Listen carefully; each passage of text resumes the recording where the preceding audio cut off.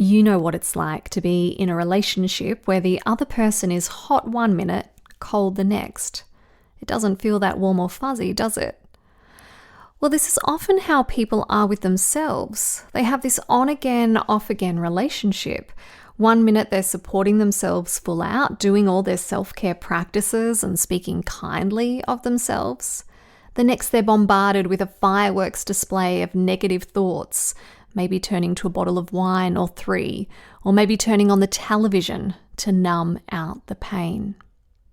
Today, on I Love Me, the podcast, we'll explore what it means to commit to your relationship with you and why doing so is in your very best interests. Love,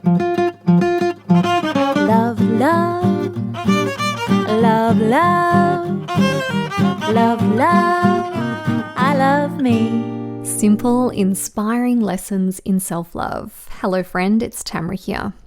First things first, we need to establish that you have a relationship with yourself. Yes, you are in relationship with you. And the quality of this relationship with yourself will be evident because it will show up in how you feel emotionally and physically. It will show up in the relationships you have with others, and it will show up in your finances and career. So the stronger your relationship with yourself, the healthier the other areas of your life will be.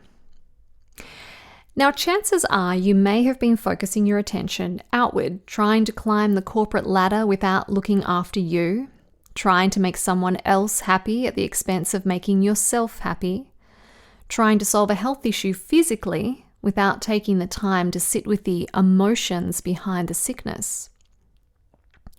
What's important to understand here is that until you become your central focus, then all of these other areas tend to suffer or not be as joyous or expansive as they could be. Because those other areas are extensions of your relationship with you. Your relationship with you is the foundation upon which everything else in your life sits. Just think about it. If you're not looking after yourself and you're stressed out, then your health will suffer and you'll be more snappy or impatient with those around you. If you don't value yourself or maybe you feel unworthy, this usually tends to translate into money issues. You need to come first. And when you do put yourself first, when you commit to your relationship with you, naturally this will flow out into those other areas.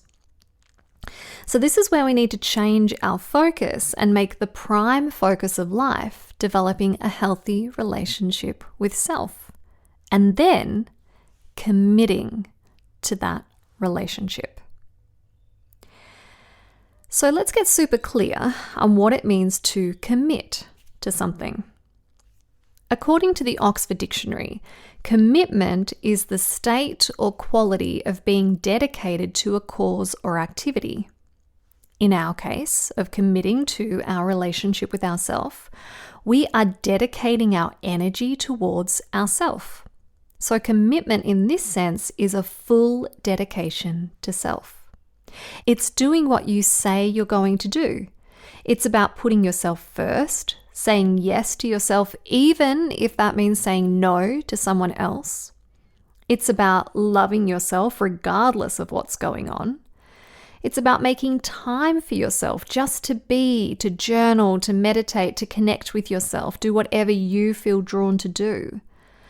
It's about consciously choosing loving, kind thoughts, as opposed to letting the negative soundtrack play on uninterrupted. It's about being willing to enter a relationship with yourself. It's about knowing the importance of that relationship and thus investing time and energy in that relationship. But ultimately, it's about staying true to yourself, listening to that inner voice of the heart, as opposed to that often controlling or negative voice of the mind. It's about being willing to love yourself through your darkest moments and know you are so very worthy of that love. And even if you don't feel worthy of that love just yet, because this whole self-love thing is maybe new to you, it's about deciding to love yourself and hold yourself despite feeling down on yourself. When we commit to ourselves, we make a promise to ourselves to give up the exit strategy. Your exit strategy may be to avoid painful situations or uncomfortable feelings by drinking or turning on the television. Or maybe it's to get super busy so you don't have time to sit with yourself and feel yourself. I'll share more about the importance of feeling ourselves in a future episode, because sitting with our feelings, being with our feelings, that is a huge part of self-love. Now, we are human, and sometimes we do trip up and abandon our relationship with ourselves. It happens. And if you haven't stayed on track perfectly, that's okay. What does matter is that you decide to recommit to yourself. As soon as you notice that you've walked out on yourself, you recommit.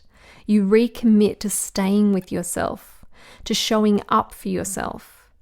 And maybe on this self-love journey, you'll need to recommit to yourself on a weekly or daily basis, or maybe on a moment-by-moment basis. And you know what? That's okay, because self-love is a journey. When I first start working with a new client, we set a goal to help them work out what they want to achieve in our time together. So what is the transformation that they're after? And then I ask them how committed they are to achieving that goal, that vision. Why do I ask this question? Because it doesn't matter how powerful my processes are or what I bring to our sessions. If the person is not 100% fully committed to the self-love journey, then they won't get that result. And they won't get that result because they need to be so committed that when things get tough, they're willing to stick with it. Because whenever we decide to create change in our life, whenever we start taking steps towards a different reality for ourselves, at some point, resistance will kick in. And it's this resistance where things start to feel really hard, or we get too busy to focus on what we're creating.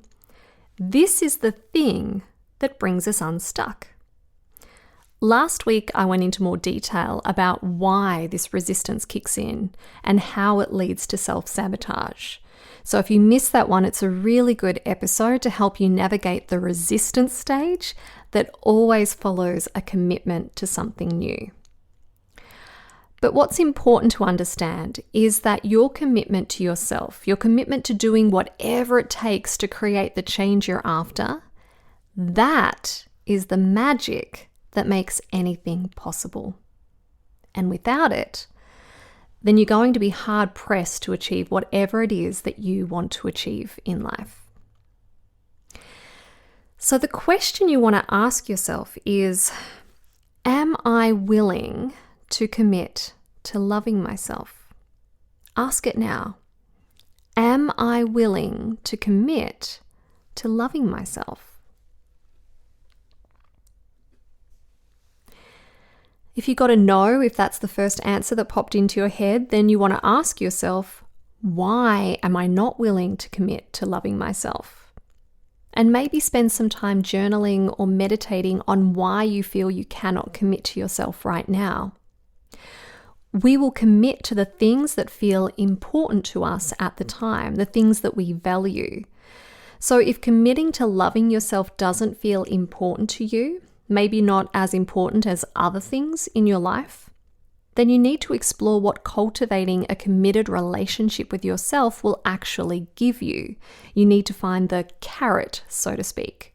You need to feel inspired about this new relationship and what it has to offer you.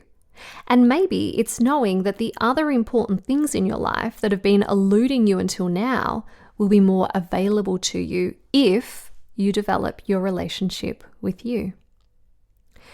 For me, I committed fully to my relationship with myself after years of romantic relationship doozies with other people.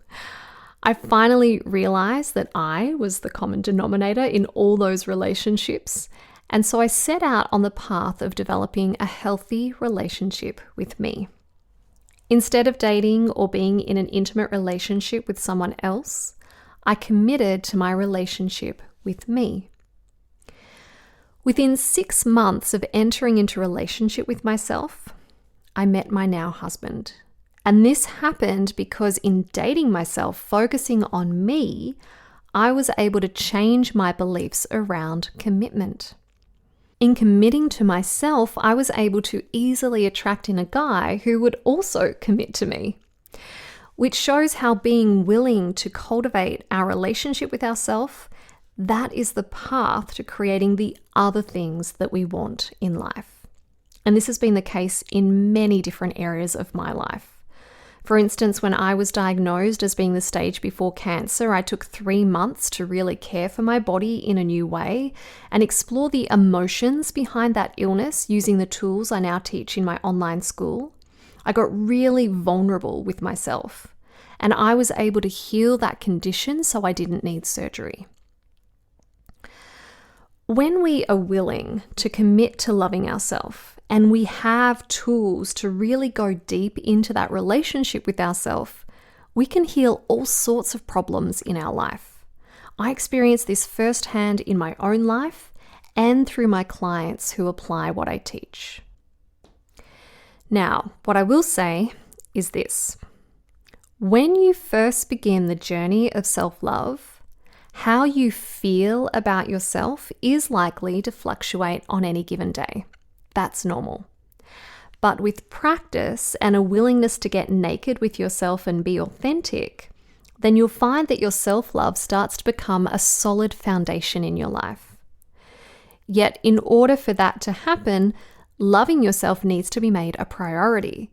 Just as we make time for that hot new guy on the scene when we first start dating, so too do we need to do this for ourselves and then maintain that commitment to self. Just like when we have a fitness regime, if we work out regularly, our body stays in shape. But if we take a few weeks off, those muscles start to lose tone. It's the same with self-love. Our love muscles grow weak. And it can be harder to rely on that solid sense of self if we haven't been making time for nurturing our relationship with self. Like I said, falling off the self-love bandwagon, that's inevitable. It happens. And you know what? That's okay. All you need to do is get right back on there. Forget the beat up. That's not self-loving. Just recommit. And then recommit again and again. And eventually self-love will become a lifestyle choice, a way of being with yourself. And if it starts to feel like a chore, all this recommitting, find the fun in what you're doing. Be more playful with it. Because, hey, the goal is self-love. So smile at yourself. Be grateful that you're getting in there and committing to yourself. For committing to yourself is the ultimate act of self-love. If you loved what I had to share today, please do leave a short review or rating, and don't forget to subscribe to the show so you can listen to all the episodes as they're released. Next week, we'll be exploring how to date oneself. Because if there's one way to commit to your relationship with you, it's to take yourself on regular dates. For me, this was a game changer in my whole self-love aptitude. So I can't wait to share how dating myself full out for 6 months completely transformed my relationship with me. Thanks for listening, and if you're loving what I'm sharing on I Love Me the podcast and want to dive deeper into self-love, take a peek at my online school, gettingnaked.com.au, where I teach you how to strip off the layers of childhood conditioning so you can fall in love with you. Sign up for your free self-love starters kit there, and if you do enroll in any of my programs, know that a percentage of profits go to planting trees, so together we can re-robe Mother Earth. I love me.